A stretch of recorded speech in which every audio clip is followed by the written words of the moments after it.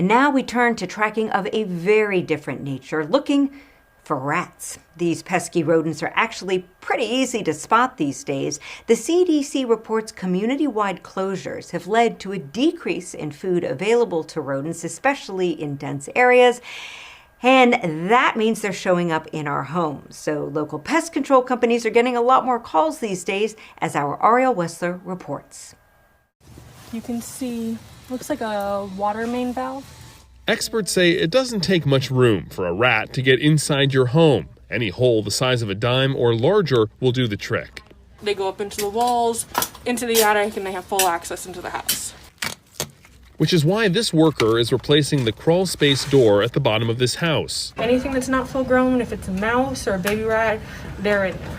Heather Goldfarb is the general manager at Rodent Stop. The company was called out to this home in Sherman Oaks after its owner, Irene Darrowan, heard noises in the house. Flap, flap, flap, flap, like tails flapping.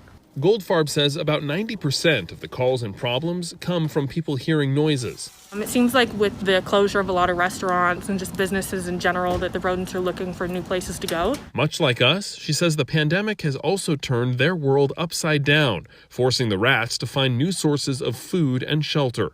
They're going to be more bold, they're going to be more aggressive, they're going to be more willing to go into your living area as opposed to before when they could just kind of go out and do what they wanted to do. Workers examine the entire home from top to bottom, looking for any openings that could let the rats in. They then seal them off. Goldfarb says if you see one rat, more will likely appear.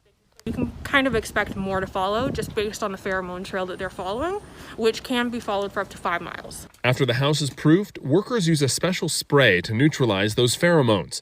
Goldfarb offers this advice. Despite the summer heat, do not leave doors and windows open if they're not properly screened. She says even putting pet food outside can attract the rodents. People being home, you have more of an opportunity to see everything.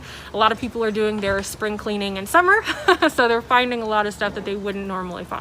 I thought I was quarantining by myself and realized I had an army of rats upstairs. And Darrowan's grateful for this modern-day Pied Piper that can send the rats packing.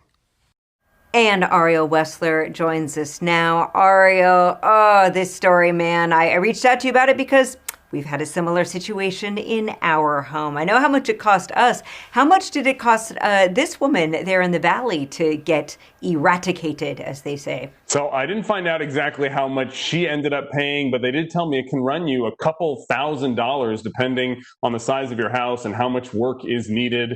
But they argue, that's a small price to pay. They have a lifetime guarantee. So as long as you own your home, if the rats ever come back, if there's another rodent problem, they will come back as many times as needed for free. They say other pest control companies, maybe a couple $100s, but usually there's quarterly maintenance and that can go on for years. So it really depends how often you see these rats in your house. Oof.